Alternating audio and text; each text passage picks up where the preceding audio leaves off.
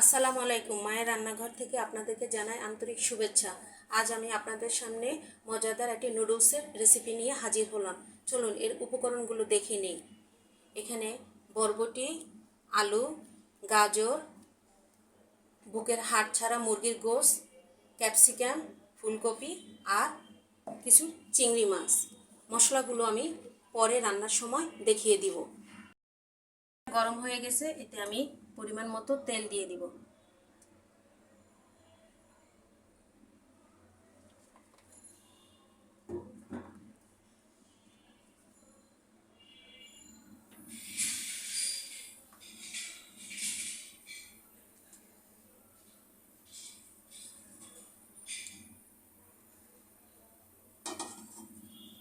এবার এতে আমি দিয়ে দিব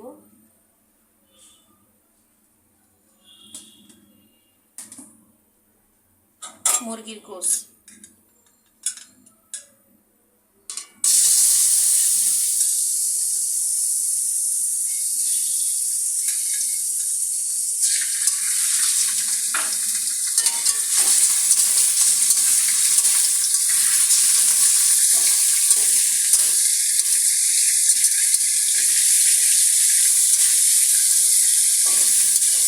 একটু হালকা করে ভেজে নিই।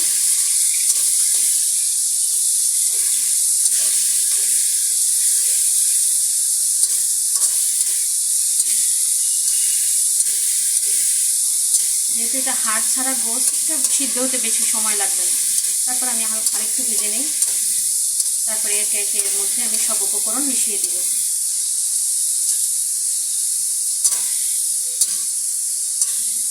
এবার এর সাথে আমি দিয়ে দিব চিংড়ি মাছগুলো।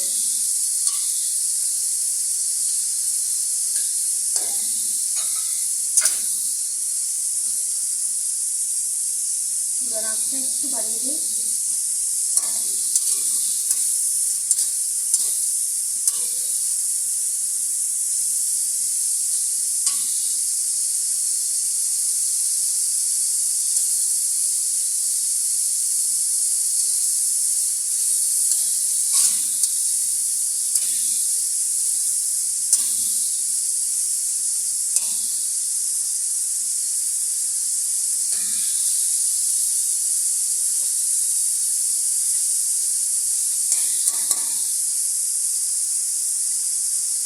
আর একটু ভাজা হলে আমি তারপরের উপকরণগুলো দিয়ে দিব। আর অল্প একটু ভেজে নিই, তারপরে এটাকে যা যা লাগবে সেগুলো দিয়ে দিব।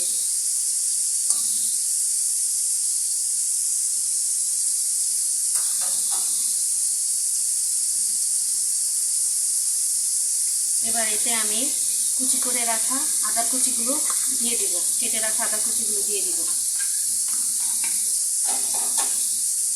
এটা আপনারা ইচ্ছা করলে দিতেও পারেন, নাও পারেন, কিন্তু আমার ভালো লাগে বা আমার বাচ্চারাও ভালো লাগে, এই জন্য আমি দিই। আপনারা আপনাদের ইচ্ছে মতো ব্যবহার করতে পারেন।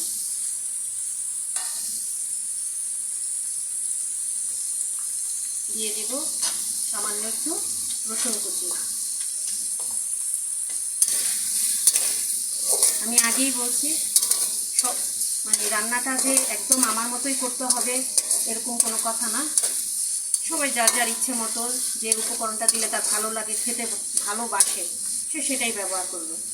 আমার ভালো লাগে, আমি দিই। আপনারা ইচ্ছে করলে দিতেও পারেন, বাদও দিতে পারেন।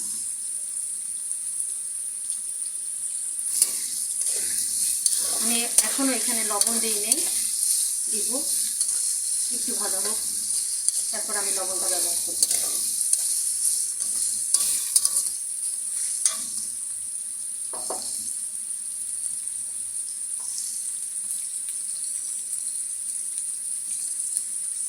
আমি অল্প একটু লবণ দিলাম, লাগলে পরে দিব আবার, কারণ আমি একটু সয়া সস ব্যবহার করব, আবার নুডলসের মশলা আছে সেটাও দিব, তাই আমি একটু পরিমাণে কম দিচ্ছি, লাগলে পরে দেওয়া যাবে। একবারে দিলে পরে যদি খাবারের সময় লবণটা যদি বেশি হয় তখন খাবারটাই নষ্ট হয়ে যাবে, তাই আমি পরিমাণে একটু কম দিই।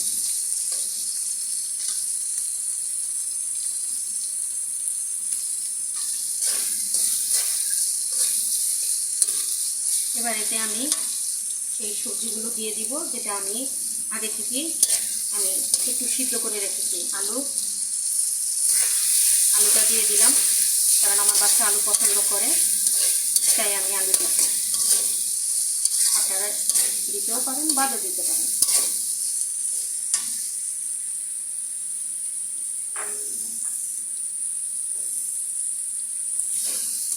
আলুটা সিদ্ধ করা ছিল, তাই বেশি সময় লাগবে না।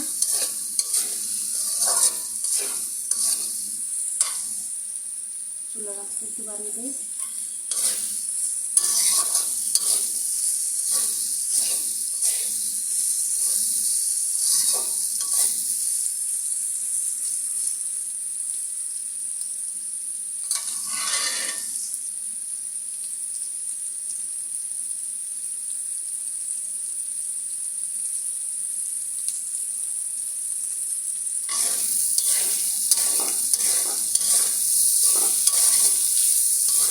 এবার এতে আমি দিয়ে দিব গাজর কুচি।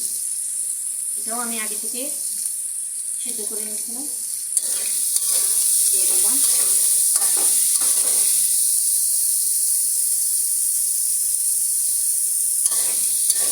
চুলার আঁচটা দিয়ে লক্ষ্য রাখবেন, বেশি হলে আবার নিচে দাগ লেগে যাবে, বারবার লক্ষ্য রাখতে হবে।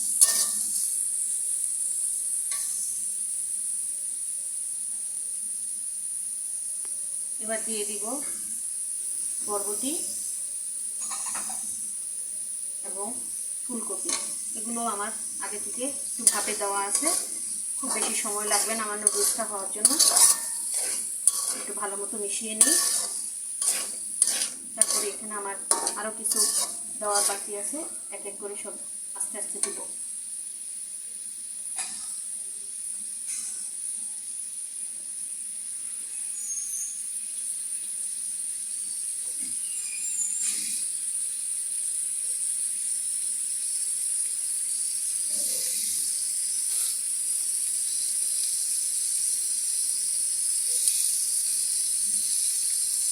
দিয়ে দিলাম সামান্য একটু সয়া সস,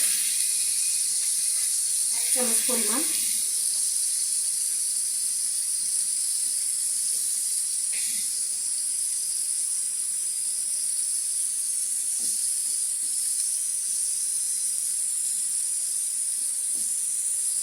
দিয়ে দিলাম 1 চামচ পরিমাণ টমেটো সস।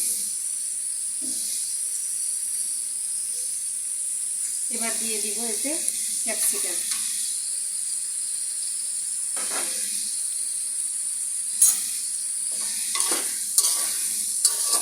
আমার সবজি সবগুলো দেওয়া হয়ে গেছে। আপনারা দেখবেন আমি কিন্তু মশলাটা খুব অল্প ইউজ করি, খুব বেশি মশলা আমি খাই না, পছন্দ করি না। আমি তো রান্নাতেও খুব বেশি মশলা দেই না। তারপর আপনারা আপনাদের স্বাদ অনুযায়ী মশলা ব্যবহার করতে পারেন।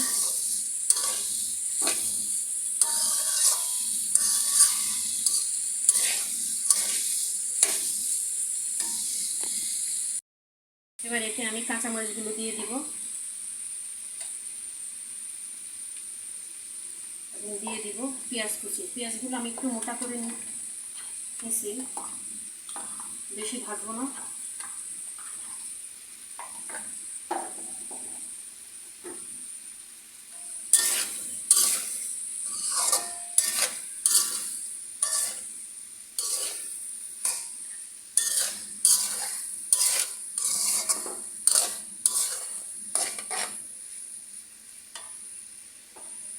এবার এটা দিয়ে দিব সে নুডলসের মশলাগুলো। অন্য কোনো মশলা আমি দিই নেই, নুডলসে যা ছিল তাই।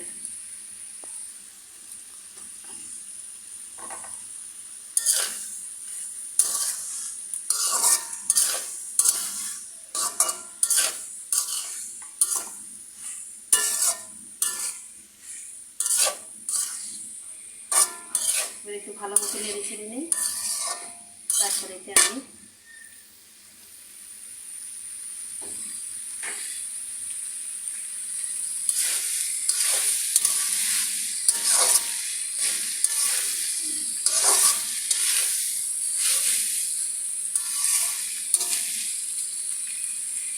নুডলসের সবজিটা দেখতে কিন্তু খুব সুন্দর হয়েছে।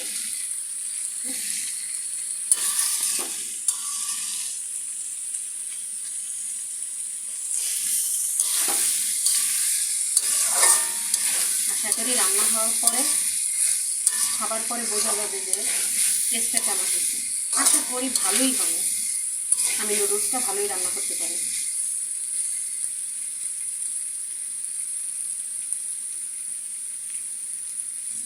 এবার আমি এতে আগে থেকে সিদ্ধ করে রাখা নুডলসগুলো মিশিয়ে দেব।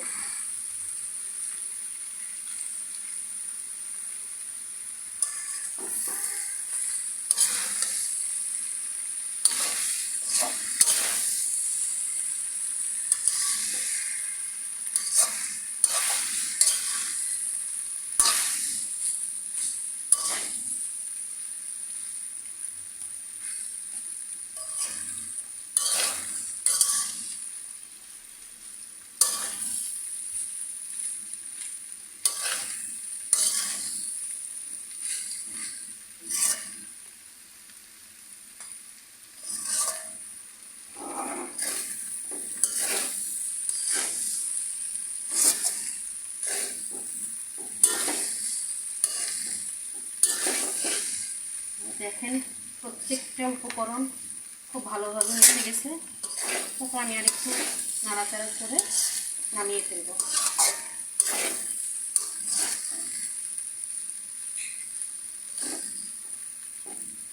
মাশাআল্লাহ, দেখতে অনেক সুন্দর হয়েছে।